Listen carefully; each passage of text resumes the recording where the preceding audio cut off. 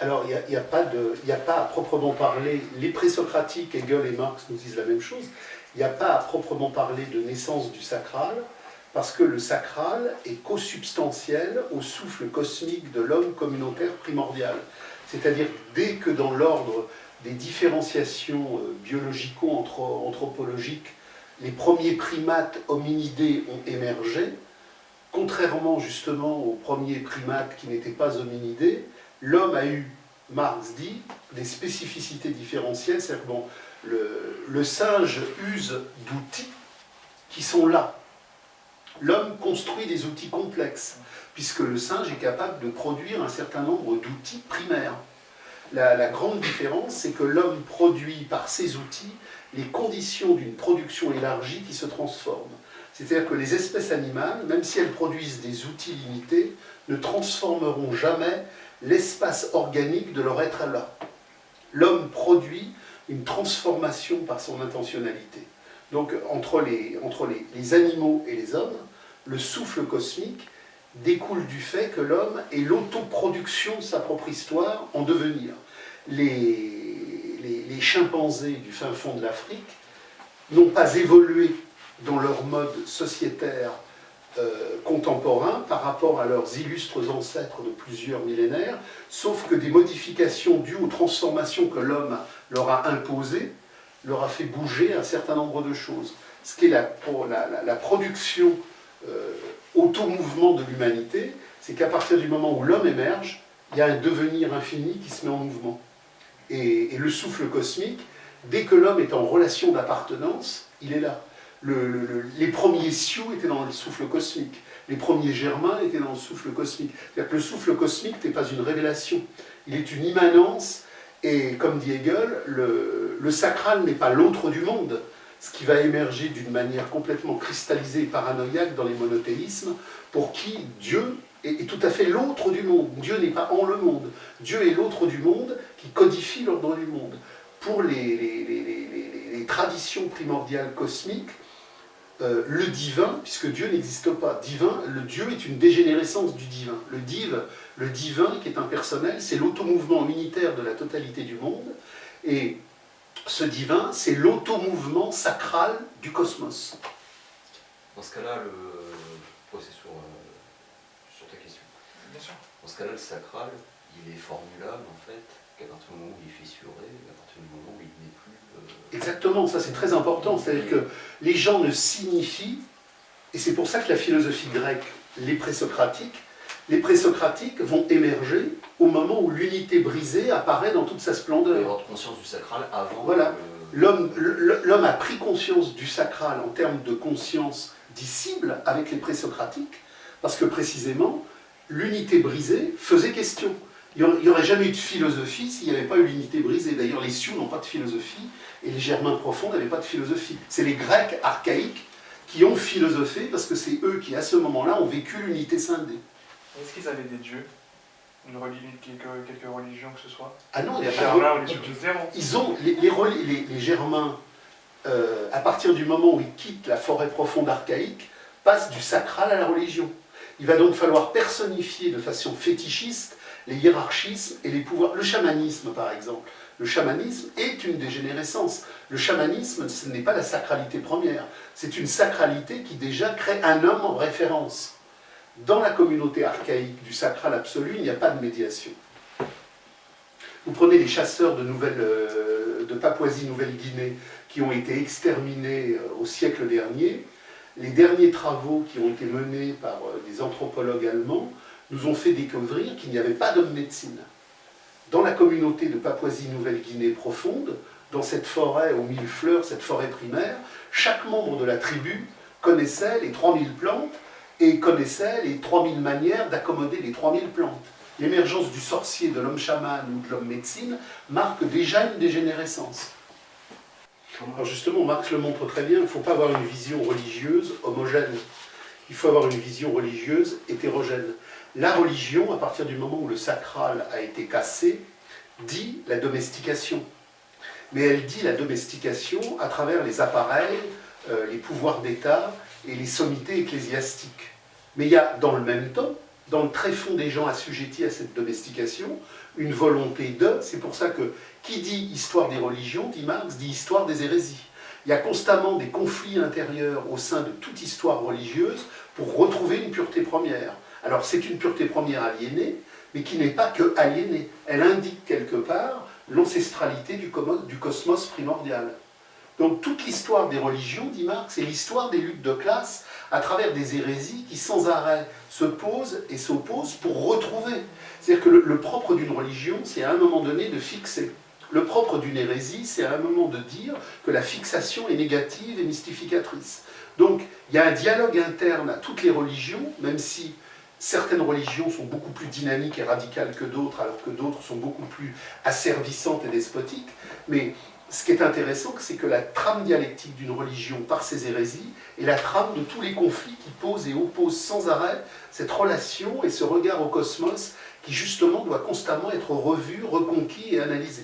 C'est pour ça que la formule de Marx, la religion est l'opium du peuple, n'est absolument pas compris. La religion est l'opium du peuple, ça ne veut pas dire la religion, entre guillemets, c'est négativité, point. Ça veut dire que la religion est l'opium du peuple, au sens où après la cassure du cosmos premier, après la perte du sacral primordial, la religion est ce lieu qui permet aux souffrances des hommes une multitude de réagissements négatifs, positifs, parce que par la religion, qui est une négativité en ce sens qu'elle cadenasse le sacral, l'homme recherche une positivité pour retrouver justement cette primordialité où il n'était pas cassé de lui-même. Donc il faut toujours... c'est pour ça que Hegel et Marx, c'est quelque chose de très profond, parce que la dialectique nous dit que le vrai n'est pas la vérité. Vous avez la vérité comme synthèse du vrai et du faux. Dans la pensée statique aliénatoire, il y a le vrai et il y a le faux. C'est simple, c'est vrai ou c'est faux. Et dans la pensée dialectique, telle que Hegel, Marx, à la suite des présocratiques la synthétisent, il y a la vérité. Et qu'est-ce que la vérité? La vérité, c'est l'unité du tout. En tant que la vérité est la compréhension dialoguiste radicale qui permet de comprendre la liaison vrai-faux. Le vrai et le faux se parlent. Et c'est dans le langage que le vrai et le faux mettent en mouvement et épousent qu'émerge la vérité qui est la synthèse des deux.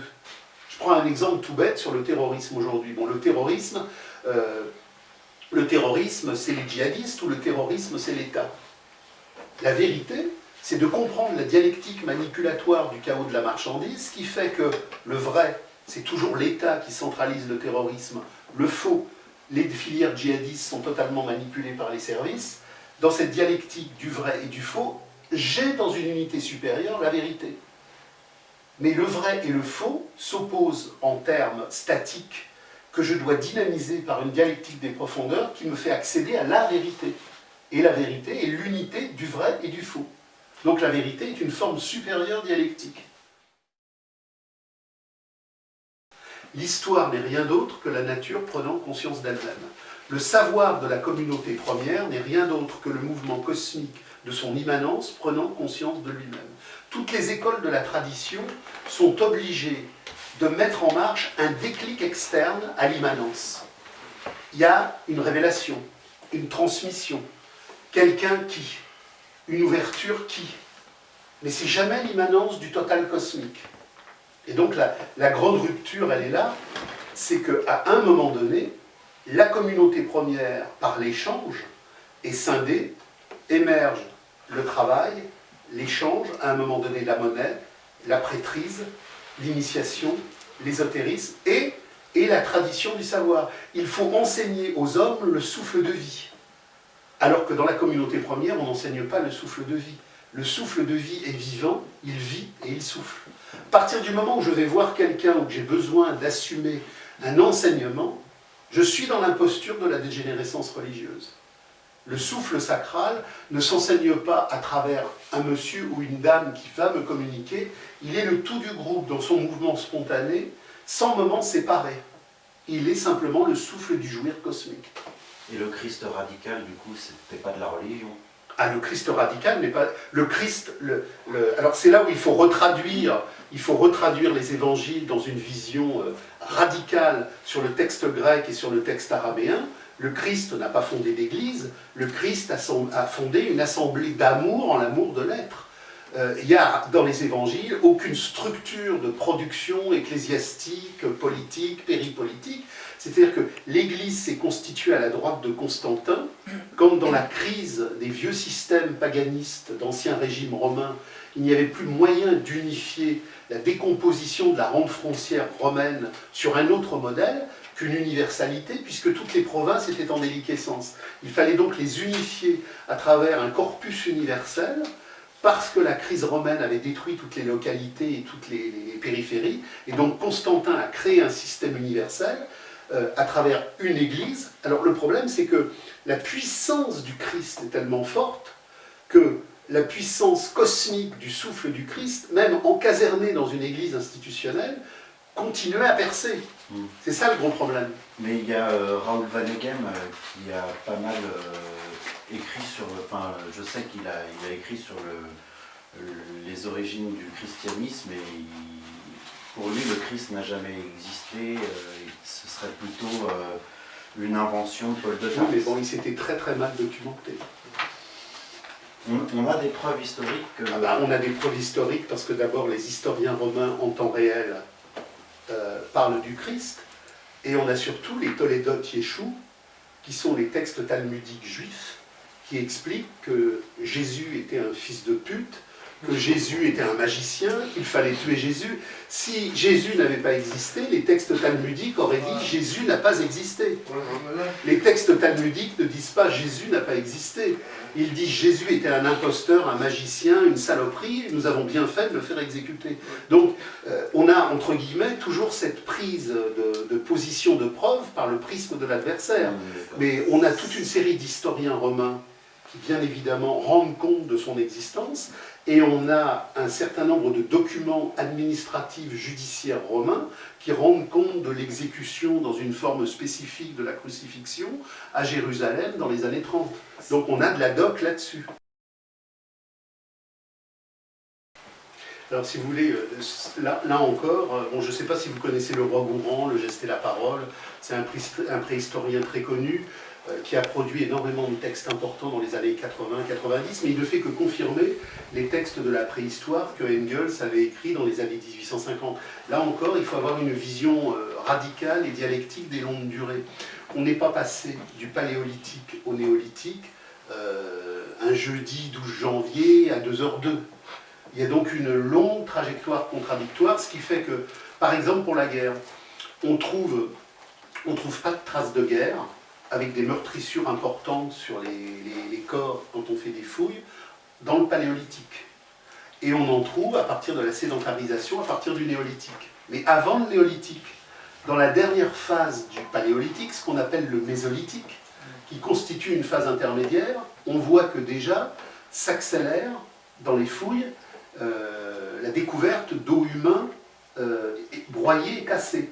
Donc on voit que déjà, et ça ce sont toutes les problématiques méthodologiques que Hegel et Marx ont montrées sur le déterminisme de l'histoire, on voit que toute phase qui émerge est déjà pré-émergente dans la phase antérieure. Donc, pour la commodité du comprendre, on dit qu'effectivement c'est à partir du néolithique qu'émerge la fracture, mais bien évidemment, dans le mésolithique, qui était un temps antérieur, elle commençait déjà à travailler. Il y a quelque chose, on pourrait dire que le mésolithique est la phase d'accouchement du néolithique. S'il y a déjà, dans le mésolithique, une transformation des structures de chasseurs-cueilleurs qui ont une tendance, non pas à la sédentarisation, mais qui ont une tendance à ralentir leur mouvement de nomadisation. Il y a donc déjà un rapport à la plante, il y a donc déjà un rapport à la chasse qui est en train de se transformer.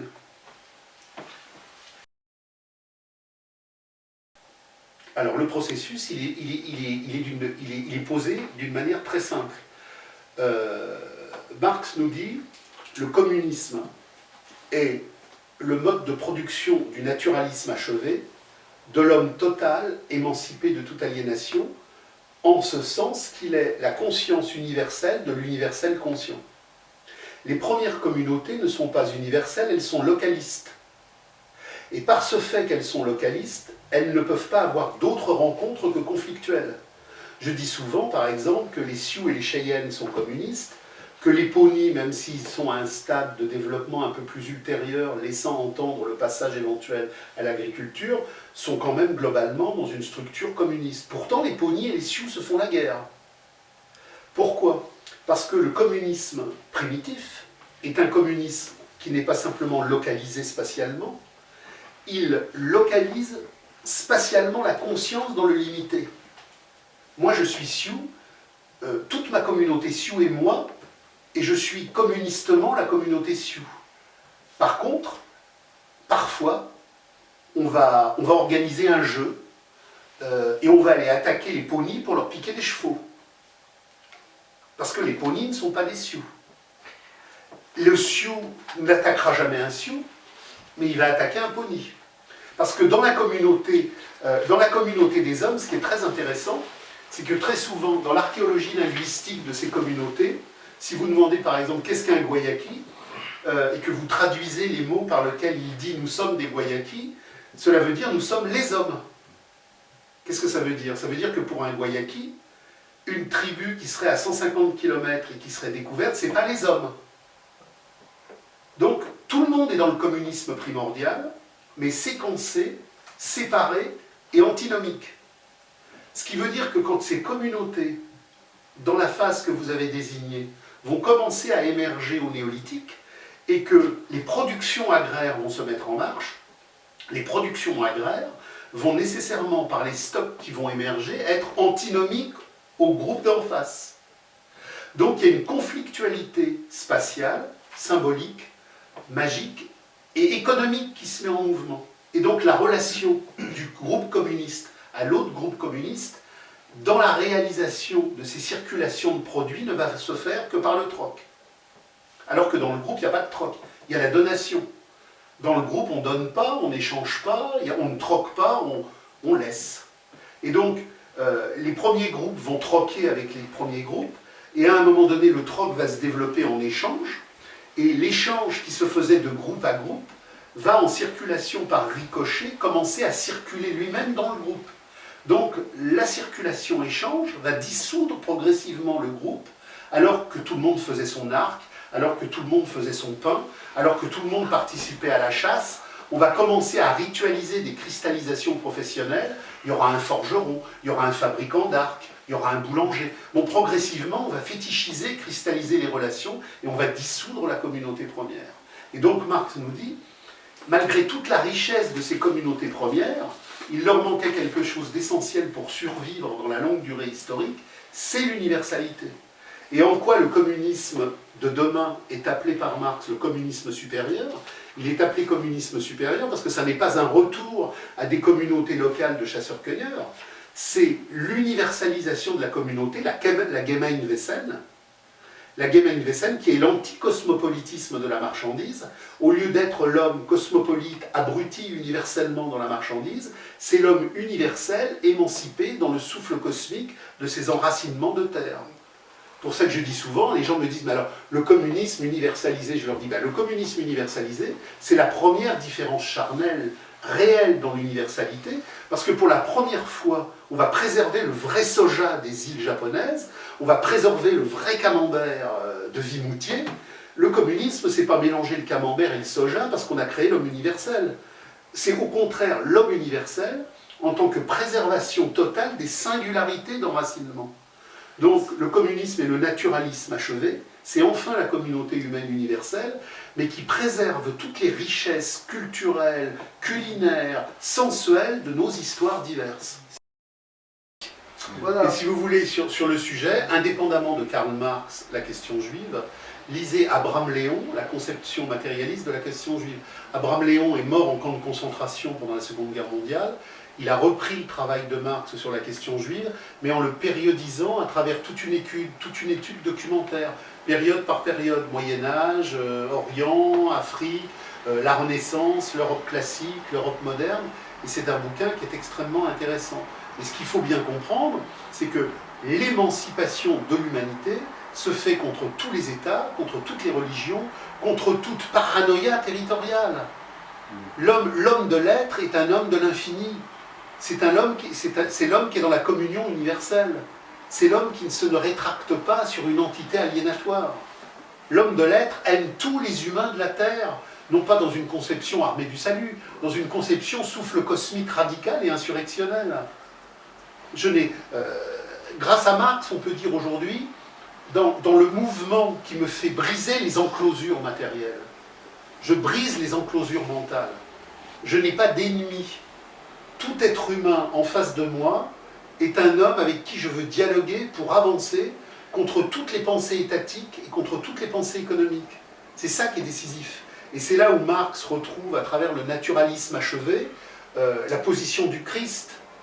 Vous lisez le texte de Engels, Les origines du christianisme primitif, il montre en quoi le christianisme primitif est une insurrection de l'être contre toutes les domestications, contre tous les pouvoirs, contre tous les asservissements.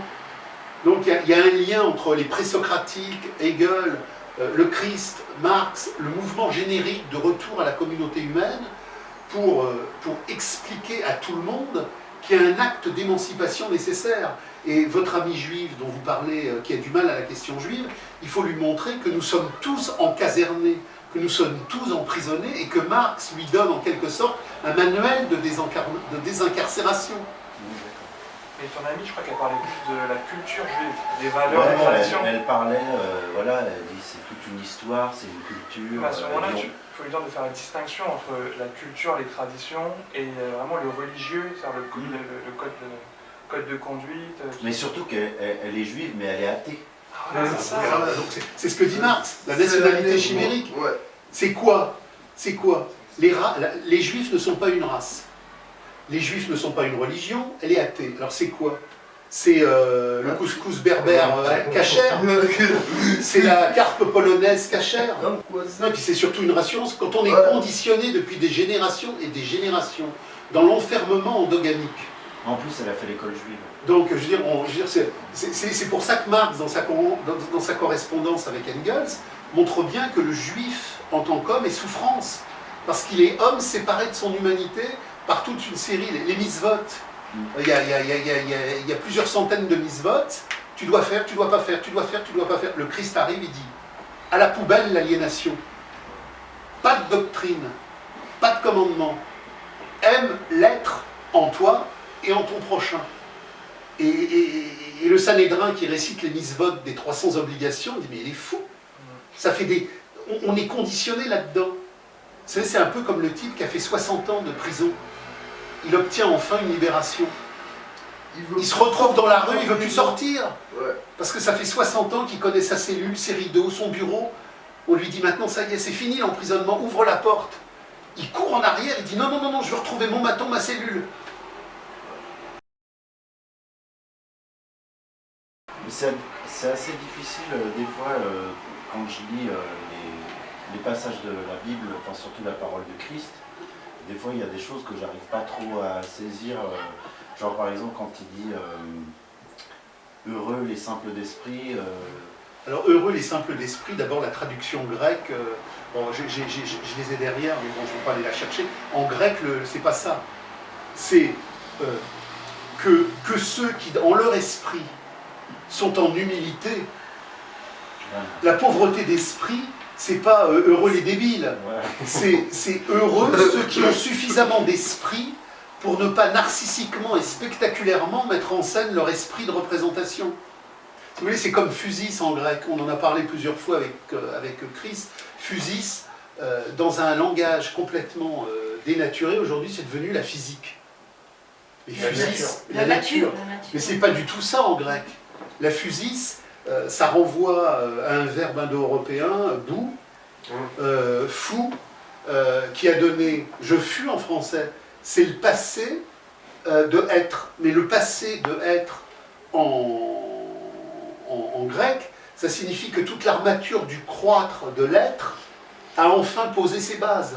Donc, quand je vois en grec le mot physis, c'est l'expression de la richesse cosmique et sacrale qui est dans le mouvement de sa fertilité, de son épanouissement. C'est pas la nature. Et c'est pareil pour les évangiles. Vous avez plein le Christ n'a pas voulu établir un royaume, il a voulu établir une basileia. Donc en grec dégénéré à Constantinople en 1492, la Basileia, c'est sûr, c'est un royaume. Mais à l'époque où parle le Christ, la Basileia, c'est aussi simplement la rayonnance. Donc personne n'imagine que le Christ se réclame d'un royaume, il se réclame d'une rayonnance. Donc il faut tout retraduire. C'est vrai que les paraboles sont pas faciles à comprendre. Souvent, Et puis il y a plein de traductions. Vous avez une Ouais. traduction justement recommandée ou un livre qui expliquerait de manière pour la Bible? Pour le Christ. Parce qu'il faut absolument savoir lire le grec pour pouvoir vraiment... Oui. Mais moi, si vous voulez, j'ai eu la chance, alors, j'ai beaucoup travaillé l'évangile de Jean en grec, les autres un peu moins. Mais je vois par exemple que quand je travaille l'évangile de Jean en grec, et que je pars sur la richesse, si vous voulez, un mot grec déjà, on en a parlé avec Chris, pour par exemple Héraclite, Parménide. Quand je prends une phrase par exemple de Parménide qui fait 4 mots, si je veux la traduire de manière intelligente, il va m'en falloir au moins une quinzaine en français. Parce que chaque mot grec a un déroulé. Et le mot français que je vais prendre, il n'a pas le déroulé, c'est un sécateur qui coupe. Donc j'ai coupé mon flux. Donc il faudrait retraduire tout ça. Et moi j'ai commencé à lui traduire à Chris des passages d'Héraclite ou de Parménide. Je pense que le plus facile c'est Héraclite ou Parménide parce qu'il n'y a pas beaucoup de texte. Et si par exemple on se remet à traduire l'évangile de Jean avec toute la richesse de la portée grecque, il faut plusieurs mois de travail parce que c'est... Il faut surtout sortir de la prison des traductions actuelles. Votre truc là sur heureux les pauvres d'esprit, c'est incroyable. C'est un contresens, quoi. Alors c'est un contresens, mais qui nous dit l'institutionnalisation du Christ. C'est pas forcément une manipulation. Le traducteur qui est normaté dans un cheminement institutionnel qui veut désubvertir le Christ, spontanément, sans méchanceté, il peut traduire statiquement. Est-ce qu'on n'a pas le même problème avec l'allemand, avec Marx et les Alors, traductions Alors justement, avec l'allemand, avec des exégètes avec l'allemand, pas très- avec Marx, on a une chance inouïe, c'est qu'on a la traduction Gallimard qui a été faite par Maximilien Rubel, qui était dans la mouvance de toute une histoire conseilliste radicale, et donc qui a permis, entre autres, de montrer les falsifications lénino-staliniennes. Par exemple, dans l'idéologie allemande, vous avez un passage où Marx dit « il faut abolir le travail et abolir l'État ». C'est clair, c'est net. Les lénino-staliniens traduisent « il faut abolir le travail salarié et cet État », l'État bourgeois. Mais Marx est mort. Ce qu'il faut vous... J'ai des fois des gens alors, qui sont borderline, Illuminati. Marx avait une vie bourgeoise, il avait beaucoup d'argent, etc. Mais ils me le disent souvent, hein, franchement. Alors Marx a vécu toute sa vie comme un clodo. Il bossait pas, il passait ses journées au British Museum pour tout lire. Il lisait tous les journaux et il lisait tous les bouquins. Et comme on ne pouvait pas emprunter les bouquins, il recopiait. La nuit, il resynthétisait. Et sa femme, parce qu'il avait une très mauvaise écriture, sa femme corrigeait et réécrivait. Ils étaient dans une misère noire, ils bouffaient que des pommes de terre, ils ont vécu des hivers terribles, les enfants sont morts de faim et de froid. Et il y avait Engels qui avait donc une usine qui lui envoyait une partie de ses revenus régulièrement pour pas qu'il soit mis à la rue. Des tas de fois dans la correspondance, Marx écrit à Engels, c'est la catastrophe, on n'a pas mangé depuis 2 jours, les enfants sont en train de crever de faim, on va être mis sur le trottoir, etc. Et à la fin de sa vie, Engels, dont le père était donc directeur d'une grande usine, enfin propriétaire d'une grande usine, voilà, est devenu patron de la filature. Et ce jour-là, il a versé un salaire à Marx tous les mois. Et ce jour-là, Marx a commencé à plus avoir des pantalons troués, des chemises sales, ils ont commencé à manger de la viande, il a commandé plus de vin, il adorait le Bordeaux, mais enfin, ils étaient, mais vous pouvez vous imaginer, une misère noire. Mais il ne pouvait pas vivre un petit peu de ses écrits Alors, il a écrit quelques articles pendant un moment sur le New York Daily Tribune, mais il était payé à la pige, quoi, il n'avait rien du tout. Ouais. Donc Marx a vécu un enfer toute sa vie, il était couvert de furoncles parce qu'ils avaient des déficiences alimentaires, ils avaient froid, ses enfants sont morts de faim, enfin je veux dire, c'est une misère noire. Et sa femme, qui était donc issue de la grande noblesse prussienne, dont le frère, à un moment donné, a été ministre de la police, s'est rongé la santé et elle a rongé sa dot. C'est-à-dire qu'elle avait un peu de vaisselle, un peu de linge et tout, elle a tout donné, tout donné. Alors c'est une superbe histoire d'amour, mais c'est en même temps une histoire mais qui est d'un tragique. Total. C'est un tragique inimaginable. C'est-à-dire qu'il a voué sa vie à l'émancipation de l'humanité en sachant que quand il avait commencé à travailler, il avait le fil. Il a réécrit le Capital 20 fois parce qu'il n'arrivait pas, il avait le fil mais il n'y arrivait pas. Et un jour, il a relu une vieille édition de la logique de Hegel et il a compris grâce à la logique de Hegel le problème forme, apparence, substance. Et là, tout ce qu'il avait noté sur ses cahiers, qu'il avait réécrit, brûlé, réécrit, a enfin pris forme. Parce que grâce à la dialectique de Hegel, il a enfin pu donner une véritable conception logique et totale à ses carnets. Et je pense que toutes ces interprétations justement sur Marx, sur le Marx et l'argent, etc., viennent aussi un peu de la mauvaise traduction du fameux « je ne suis pas marxiste ». Enfin, c'est un truc qui revient. Non, mais il n'y a pas que ça, il y a un truc qui circule, une lettre hypothétique d'un rabbin en liaison avec Rothschild, qui explique que Marx et Rothschild sont de concert pour une prise mondiale du pouvoir. Mais cette lettre-là, c'est un truc qui n'a jamais existé. Cette lettre-là, c'est comme la mort de Giordano Bruno. On m'a envoyé tout un truc sur Giordano Bruno. Giordano Bruno n'a jamais été brûlé à Londres. Il n'y a jamais eu de procès de Giordano Bruno. On a les mouvements protestants émancipateurs des Lumières ont inventé 2 siècles après la mort hypothétique de Giordano Bruno l'assassinat de Giordano Bruno. Mais il n'y a pas une seule archive de Giordano Bruno sur Giordano Bruno en temps réel. Plusieurs siècles après, on invente un conte. C'est ça la dialectique mystificatrice de l'histoire. C'est comme les 750 000 fusillés. Le parti communiste stalinien français avait eu 750 000 fusillés. Alors pendant des décennies, on a chanté les 750 000 fusillés. Puis il y a un jour, un type dont j'ignore le nom, mais j'ai le bouquin, je me souviens plus, il m'a dit bon, il faudrait quand même élucider le dossier. Donc il est parti aux archives, il a travaillé, il y a 3000 fusillés. Mais l'histoire, c'est ça. Ouais. C'est l'inflation mythologique et la dissimulation du réel. Le monde judéo-calviniste est par essence un monde exterminateur, alors que le monde catholique, qui résulte encore d'un polythéisme cosmique. Le monde catholique est pagano-christique. C'est-à-dire que quand les gens vous disent il y avait une statue de la Vierge là, il y avait Saint Machin, il y avait Saint Machin, tous les cultes païens d'amour cosmique qui avaient lieu autour d'un arbre, autour d'une source, ont été reconvertis par le catholicisme en saints locaux.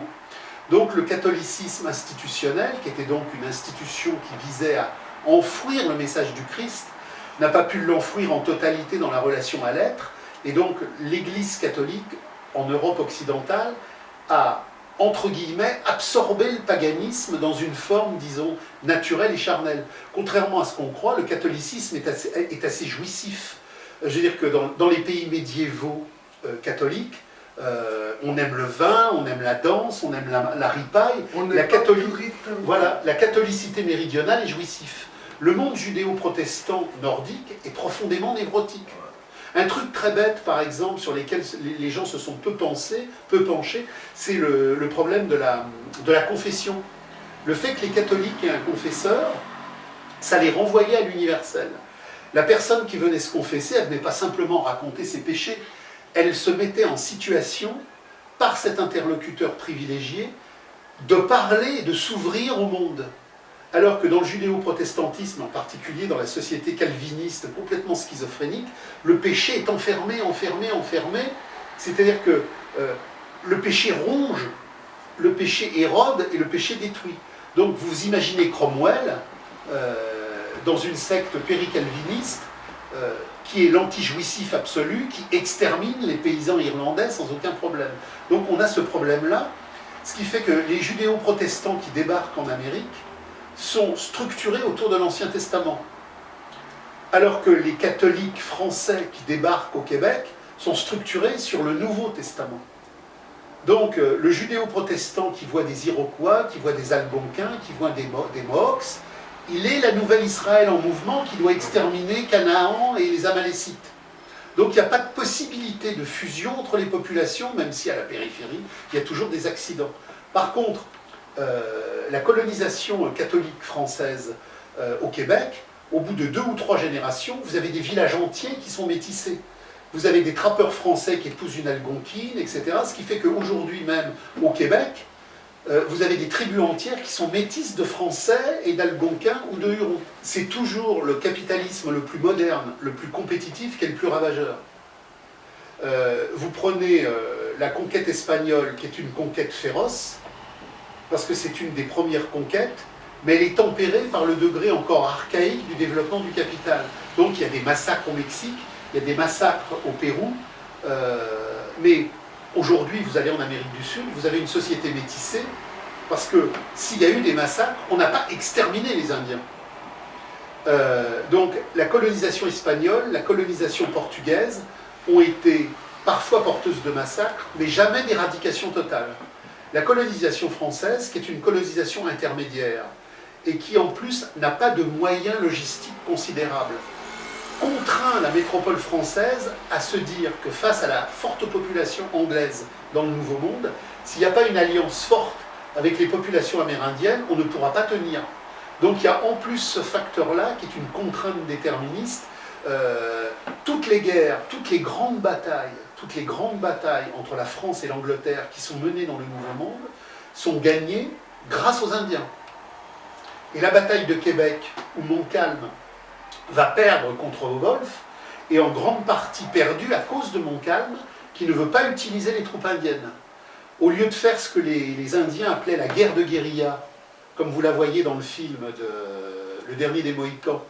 Vous voyez le film Le Dernier des Mohicans Je l'ai jamais vu. on voit, après la reddition de Fort Carillon, Montcalm qui laisse partir les Anglais. Et on voit à un moment donné les alliés indiens des Français qui exterminent toute la troupe anglaise qui part, parce que comme les Anglais étaient des exterminateurs, il ne peut pas y avoir d'accord avec les exterminateurs. Donc, et ce que montre Marx, c'est que les colonisations anglo-saxonnes, qui sont les plus tardives, les plus techniques, les plus développées, sont par essence éradicateurs, parce que ce ne sont pas des colonisations de compromission avec le monde dans lequel on va, ce sont des modes d'imposition radicale du mode qui vient. Donc, en Amérique du Nord anglo-saxonne, à part quelques réserves où il y a des casinos et des usines à alcoolisme, où l'on fait croupir les derniers vestiges, il n'y a plus d'Indiens. Par contre, au Québec, vous en avez, et en Amérique du Sud, vous en avez. Donc la colonisation anglo-saxonne a été terrifique. Terrifique. C'est pour ça qu'aujourd'hui, il y a une écriture de culpabilisation qui est mise en marche à la fois par les valets de l'ordre impérialiste américain en France, c'est-à-dire les préfets allemands, les préfets français, parce que les États allemands et français ne sont que des sous-préfectures de l'ordre américain. Donc on a entériné la culpabilisation nécessaire à l'impérialisme de la marchandise américaine pour se justifier. On fait croire que les colonisations européennes et françaises en premier lieu étaient pires en Afrique, alors que ce que l'Afrique a vécu, puisque toute colonisation est productrice de sang, de larmes, est quand même à des années-lumière de ce qu'ont vécu les Amérindiens. Mais donc le jeune des banlieues aujourd'hui, qui est un culte et qui vénère l'ordre américain, dit vraiment les Français en Algérie c'était terrible, mais pour lui Los Angeles, San Francisco, c'est merveilleux, il n'y a plus de Cheyenne, il n'y a plus de Sioux, il n'y a plus de Dakota, vous pouvez prendre votre voiture à Boston et aller à Los Angeles, chaque État marque généralement une implantation de tribus indiennes. Il n'y a plus personne. Par contre, alors le comble du fétichisme de la marchandise, c'est que tous les outils de mort de l'impérialisme américain portent le nom d'une tribu indienne. Vous avez les hélicoptères Apache, vous avez le missile Tomahawk, vous avez c'est sublime comme... Ils les ont non seulement exterminés, mais ils prennent leur nom pour jouer avec leurs gadgets impérialistes. On ne retrouve pas l'humain dans un espace. Moi j'adore la terre, j'adore la forêt, j'adore me balader avec Kaya, courir dans les champs, et je préfère effectivement la nature à la ville. Et vous avez plein de gens qui font un retour à la vie, un retour à la campagne, narcissique, environnementaliste. Pas du tout radical. Et il faut là rappeler tout le rôle contre-révolutionnaire de l'écologie. L'écologie est une science du capital. Je veux dire que nous aimons la Terre en tant que cosmos sacral, nous ne l'aimons pas en tant qu'environnement de production. L'écologie, il y a Oikea, comme économie. L'écologie, c'est le supplément d'âme de l'économie à un moment donné où l'économie va mal. Mais c'est la même étymologie. Dans une communauté, il n'y a pas d'économie, parce qu'on ne travaille pas, on produit. Et dans une production communiste, on n'a aucun souci pour l'environnement, on s'en branle, parce qu'il n'y a pas d'environnement. Il y a le cosmos de notre appartenance à la terre de vie. Il n'y a donc pas d'écologie, puisque la terre est notre substance. L'écologie vient dire une distance entre nous et la terre. Elle vient dire qu'il nous faudra avoir des occupations pour une extériorité qui ne serait pas notre intériorité. Et elle est née au XIXe siècle, comme toutes les sciences du capital, pour précautionneusement anticiper les désastres de l'économie et pour produire une économie responsable. Donc, à bas la politique, à bas l'économie, à bas l'écologie. L'écologie est une des dernières impostures du capital pour nous faire aimer l'économie. Et au contraire, retrouvons le cosmos radical contre toutes les oikias, qu'elles soient écologiques ou économiques. Alors maintenant, je préfère... Quand on va émerger comme communauté subversive, on va détruire les villes. Parce qu'on va détruire la division du travail entre ville et campagne. Il n'y aura plus de ville, il n'y aura plus de campagne. Contrairement à ce que croient les anarchistes, on ne va pas autogérer les campagnes et autogérer les villes. On va casser les villes et casser les campagnes, qui sont les deux mêmes modes de représentation d'une aliénation scindée. Et on créera des coopératifs cosmiques dans la Fédération universelle des communes communistes du monde, mais on ne va pas restaurer la campagne. Comment casser la ville? Comment casser la ville? Et bien casser la ville, la défense est une énorme orgie de béton, d'horreur, de métal et de glace. On ne va pas autogérer, alors on va pas autogérer la défense. D'abord, il n'y aura plus de gestion, donc on va détruire toutes les villes. Alors après, les communes organiseront leur plan de vie comme elles le voudront, elles préserveront des espaces qu'elles conserveront à titre historique, il y aura 1000 manières d'organiser la vraie vie, mais toutes ces horreurs, les tubes à voiture de San Francisco et Los Angeles, il faudra les détruire. Donc il faudra restaurer. On est bien sur une destruction physique généralisée. Ah bah bien sûr. Puisque l'ensemble des villes, c'est pas uniquement les petites villes. Oui, donc on est bien sur ce phénomène-là de destruction généralisée. Donc les premières générations, c'est pour ça que Marx parle dans la vision du communisme inférieur, dans la vision du communisme supérieur, du communisme demain, il parle d'une phase de transition. Mais cette phase de transition n'est pas hors communisme. La phase de transition abolit immédiatement les catégories du capital. La phase de transition, c'est le communisme sans l'abondance communiste supérieure. C'est toute cette phase où on hérite de la merde de l'économie politique, les déchets nucléaires, les villes pourries, les réseaux urbains dégueulasses, et qu'il faut tout réhumaniser. C'est-à-dire qu'on hérite d'un espace inhumain. Cet espace inhumain, on ne peut pas le garder, l'administrer de la manière la moins mauvaise possible. Il doit être détruit, parce qu'il est anti-humain. Vous prenez les gigantesques inondations qui ont eu lieu dans le sud-est. Elles n'ont pas eu lieu par hasard. Elles ont eu lieu parce que depuis 40 ans d'urbanisation délirante, on a bétonné, et que quand un cours d'eau se met à déborder outre mesure, les zones par lesquelles il pouvait défiler n'existent plus. Donc il va falloir détruire tout le bétonnage de la Côte d'Azur.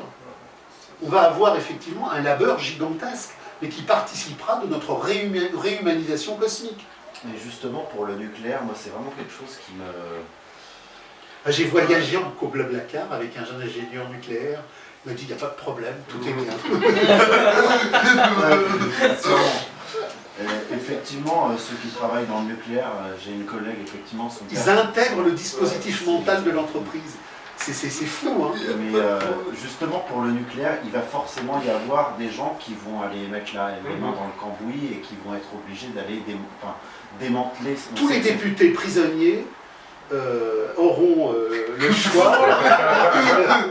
Mais le sacral, c'est la communion. Le sacral est la communion avec le cosmos. Bon, moi, j'ai un chien que j'adore. Quand je suis avec mon chien, je ne suis pas avec un chien, je ne suis pas avec un quatre pattes. Je suis avec une étoile cosmique avec qui j'ai une relation de tendresse et d'amour. Quand les gens me disent « vous êtes le maître », je ne supporte pas. Je dis « non, je suis le compagnon ». C'est-à-dire que ce chien, il est mal éduqué, mais c'est très bien. Elle est indocile, mais c'est très bien. Et c'est ça aussi l'émerveillement cosmique. L'émerveillement cosmique, c'est un bon repas. Mais c'est un bon repas que vous allez sensualiser. Vous n'allez pas être absorbé par la nourriture en bouffant. Vous allez absorber l'érotisme des plats. Une relation d'amour avec votre compagne, ça ne va pas être un acte sexuel qui fait du bien. Ça va être une communion solaire. Alors maintenant, je vis en ville. Alors je vis en ville, j'ai des enfants, j'ai un boulot en ville, je ne peux pas partir à la campagne. Alors je m'en fous. Je ne vais pas être dupe de l'emprisonnement urbain. Même dans mon emprisonnement urbain, je vais regarder les quelques arbres qu'il y a et je vais avoir des émerveillements cosmiques. Je suis à la ville, mes enfants, dans les quelques endroits où je vais pouvoir les promener avec amour, je vais leur donner de l'émerveillement cosmique. C'est-à-dire qu'on peut avoir de l'émerveillement cosmique comme Edmond Dantès en prison pendant des années dans un cachot. Alors bien évidemment, dans le communisme épanoui de la relation cosmique que nous aurons tous les uns avec les autres, on sera à ciel ouvert dans les beautés des arbres, dans les beautés des forêts, dans les beautés de la cuisine, dans les beautés de l'amour. Et là, on aura l'espace infini d'un horizon illimité. Mais même déjà, le mec qui bosse dans une banque, qui a un boulot servile, cucu, qui l'emmerde, il peut en arrière-cour cultiver du cosmique merveilleux. C'est pas, bien évidemment, que l'espace où on est suractive. Mais le cosmique, c'est d'abord notre cœur intérieur, notre capacité à tout le temps s'émerveiller. C'est un beau mot, ça, l'émerveillement. C'est ça. Mais si vous voulez, la nature, dit Marx, dans son naturalisme achevé, est pleine d'une dialectique infinie de merveilles. Et on ne s'émerveille pas parce qu'on ne sait pas les regarder. On est prisonnier par l'écran. Or, même la balade la plus débile, là, sur les quais, il y a mille manières de s'émerveiller. Alors pourtant, je ne suis pas dans la montagne. Si vous voulez, l'émerveillement n'est pas dans l'objet qu'on regarde. Il est dans notre cœur. Donc je peux passer devant un paysage sublime, être un con abruti, et ne rien voir. Là, ils ont fait un pont dans l'Aveyron, un truc débile, là, métallique, que tout le monde... Le viaduc. Le viaduc de Millau. Alors à gauche, vous avez une sublime vallée. Et les mecs viennent photographier le viaduc. Donc ils photographient le viaduc, et à côté, vous avez une superbe vallée. Ils ne photographient pas. Donc l'émerveillement n'est pas dans la nature. Il est en nous, dans notre relation à la nature. Parce que les mecs qui, quand ils tournent le volant, partent du viaduc et regardent, ils ne le voient pas. C'est devant eux. Ils disent, t'as vu, oh c'est beau ce pont. Mais non, mais c'est ça, l'émerveillement est en nous. C'est pour ça que Marx parle de l'être générique. Le communisme, c'est la substance radicale et naturelle de notre être générique. Qu'est-ce que notre être générique ? C'est cette palpitation passionnelle que nous avons en nous, pour notre compagne, pour une fleur, pour une rivière, pour un bout de fromage, pour un verre de vin, pour une ligne d'horizon, pour plein de choses, des choses toutes simples. Mais vous avez des millions de gens qui, par jour, regardent une ligne d'horizon où il y a des arbres, c'est rien pour eux. C'est le rapport à l'autre aussi. Et c'est le rapport à l'autre. C'est le rapport à l'autre. Tout est relationnel. Marx, dans les thèses sur Feuerbach, nous explique la relation radicale qu'il y a à comprendre que rien n'est fait d'objet. Tout est fait de relation à. Le monde, c'est notre relation au monde. Et ce n'est pas les objets du monde. Alors, l'homosexualité, c'est une catégorie qui se pose aujourd'hui. La pratique affective, sexuelle, qui renvoie à l'homosexualité, elle a toujours existé. La catégorie linguistique, la catégorie spectaculaire, la catégorie médiatique, c'est autre chose. Aujourd'hui, c'est une catégorie spectaculaire, médiatique, surreprésentée. Donc, moi, quand j'analyse l'homosexualité, c'est comme quand j'analyse tout fait social, il n'y a aucun a priori, j'analyse une pratique dans son histoire. Je reconnais aujourd'hui que dans la civilisation démocratique de la valeur d'échange triomphante, c'est une valeur supérieure, et que si je veux être par exemple embauché dans une entreprise moderne et que je dis que je suis homosexuel, je suis beaucoup plus en situation de valorisation que si je dis, vous savez, je suis hétérosexuel et en plus je suis fidèle. Donc, par contre, ce qu'il faut plus sérieusement, parce que j'ai des patients qui sont effectivement homosexuels et qui m'ont posé la question en me disant, bon, d'un point de vue philosophique, à travers les présocratiques, à travers Hegel et Marx, comment on pourrait poser le problème de l'homosexualité. Alors, moi, le problème de l'homosexualité, je le pose, comme tous les problèmes, en termes critiques.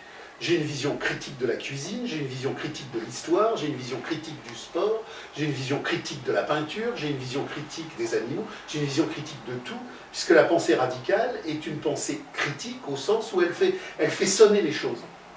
Donc, j'en ai parlé longuement dans le cadre de ces analyses philosophiques avec des patients, et on en a parlé avec Chris dans un entretien, ce qui caractérise par essence, et ça c'est objectif, et ce que je vais dire, il n'y a aucun jugement de valeur, il y a simplement une perspective analytique. Donc, ce qui caractérise la sensation, le sentiment, la pratique ou l'accordance homosexuelle, c'est que le rapport à l'autre fait que l'autre n'est pas un autre, mais un autre même. C'est-à-dire que si moi, j'ai une relation sexuelle avec une femme, mon altérité n'est pas moi. Si je suis homosexuel, mon rapport sexuel est un rapport à une altérité qui est moi, prolongé dans un miroir de moi. Donc il s'avère que dans les communautés de chasseurs-cueilleurs, le lien sexuel premier, c'est ce que dit Marx, c'est ce que reprend Bordiga, c'est le lien de reproduction de l'espèce et du groupe. Donc l'armature centrale d'un groupe de chasseurs-collecteurs dans le reproduire la vie réelle, c'est des actes sexuels hétérosexuels par essence qui reproduisent le groupe et à partir de là, qui font l'histoire en mouvement. L'émergence, alors on sait à travers un certain nombre d'études précises, tant animalières qu'humaines, qu'il y a toujours, ici ou là, des pratiques sexuelles de caractère homosexuel, mais qui sont périphériques, qui ne concernent jamais la centralité du groupe. D'ailleurs, si elles concernaient la centralité du groupe, le groupe ne se serait pas reproduit dans l'histoire, il serait mort par extinction naturelle. Si les chasseurs-cueilleurs avaient connu des groupes radicalement homosexuels en grande quantité, ces groupes se seraient éteints. Est-ce que l'homosexualité est une aliénation, une perversion? Alors, l'homosexualité, qu'est-ce que c'est? C'est un rapport qui, on vient de le définir, fait de l'autre un autre soi-même. C'est donc, par essence première ainsi dite, un rapport qui s'apparente au narcissisme de la relation. Donc le narcissisme de la relation, vous connaissez l'histoire de Narcisse. Narcisse se regardait dans un lac et il s'est trouvé tellement beau qu'il y est tombé. Alors je ne dis pas que toute pratique homosexuelle nous fait tomber dans le lac, c'est pas du tout ce que je veux dire, mais je veux dire que quand je fais une critique radicale du fétichisme de la marchandise, et que quand je fais une critique radicale du fétichisme de la marchandise, au sens où l'objet de la dictature démocratique de la valeur se valorisant, c'est que nous soyons tous réduits à l'état de chosification réifiée, dans un rapport de réification fait de l'homosexualité une valeur importante pour le culte du marché narcissique, puisque quelque part, elle en est une des expressions les plus poussées. Mais quant à moi, je m'en fous. J'aurais rencontré Cocteau et Jean Marais, on aurait passé une très bonne soirée, on aurait mangé de très bonnes choses, on aurait bu, on aurait parlé histoire et cinéma, et moi, je me fous que chacun soit ceci ou cela. Mais non, mais alors, ça, c'est pas acceptable. Non, mais moi, le problème, si vous voulez, c'est que là encore, on a l'homosexualité en domination réelle et on a l'homosexualité en domination formelle. Je veux dire que entre Jean Cocteau et Jean Marais en domination formelle, qui n'ont jamais exhibé leur homosexualité. D'ailleurs, ce qui est très intéressant, c'est que quand moi je me définis, on me dit « Francis Cousin, qui êtes-vous » Je ne me définis pas d'abord par ma sexualité. Je dis voilà, je m'intéresse à la philosophie, j'aime ma compagne, j'aime mes chiens, j'aime mon chat, j'aime les fleurs, j'aime le midi, et accessoirement, je suis hétérosexuel. Mais mon hétérosexualité n'est qu'une des manifestations de ma jouissance cosmique, ça n'est pas mon arc central. Et ce qui m'a toujours intéressé dans les relations que j'ai eues, dans mes analyses philosophiques avec les homosexuels, qui voulaient élucider leur part, c'est qu'ils se définissaient toujours, et au terme de l'analyse, ils se rendaient compte à quel point il y a justement cette exacerbation. Ils se définissaient d'abord par leur homosexualité. Et j'ai participé à plusieurs reprises à des tables rondes où il y avait des LGBT, puisque maintenant ça fait bien. LGBT, c'est comme le missile Tomahawk.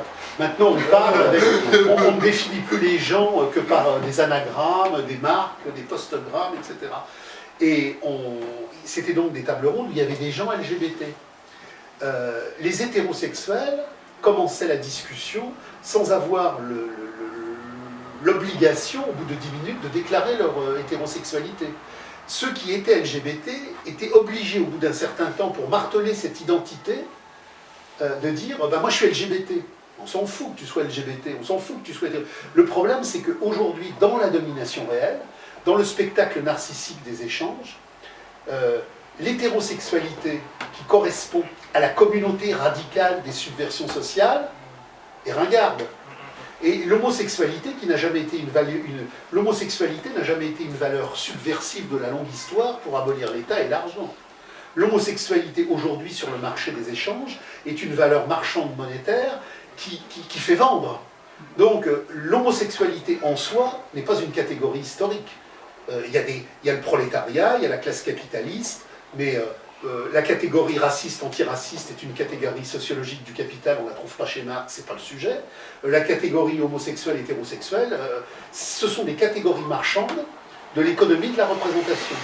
Donc, ce qui est important, et je le rappelle, moi je porte aucun jugement, je m'en fous, chacun fait ce qu'il veut, c'est comment ce que Jean Marais et Cocteau vivaient sans se cacher, et même sous l'occupation, tout le monde le savait, et personne ne les a jamais emmerdés. Le ministre de l'Éducation nationale... Oui, il va me le sortir, je sais, ça s'appelait Gestapet. Gestapet, on l'appelle. Le ministre de... Ce qui veut dire, c'est que le ministre de l'Éducation sous Vichy était clairement homosexuel et que tout le monde le savait.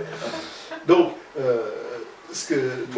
pour répondre à votre question, il faut sortir là encore des tabous, des totems, et avoir une analyse radicale. De la même manière que les groupes radicaux des années 30, comme Bilan, l'Union communiste internationale, ont fait une critique radicale de l'antifascisme, en montrant que l'antifascisme était le pire produit du fascisme, et que grâce à l'antifascisme, on allait fusiller les barricadiers de Barcelone, et que grâce à l'antifascisme, on allait mobiliser le prolétariat mondial dans la grande boucherie de 39-45. Après, on a fait la critique de l'antiracisme, en tant que l'antiracisme est le pire produit du racisme, c'est une dynamique capitaliste d'occultation, de fétichisation, pour ne pas voir les véritables enjeux de la lutte de classe. La lutte d'émancipation des homosexuels, à la limite, le prolétariat international, il s'en fout.